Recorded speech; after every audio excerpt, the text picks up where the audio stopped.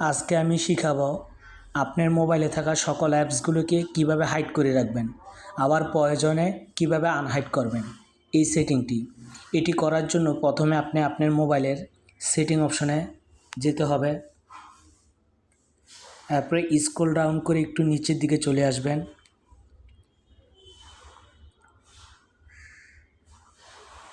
এখান থেকে প্রাইভেসিতে ক্লিক করবেন। এরপর আবার স্ক্রল ডাউন করে একটু নিচের দিকে চলে আসবেন। এরপর এখান থেকে অ্যাপ হাইডিং এই অপশনটিতে ক্লিক করবেন। ক্লিক করার পর একটি পাসওয়ার্ড দিয়ে দিবেন 123456 123456।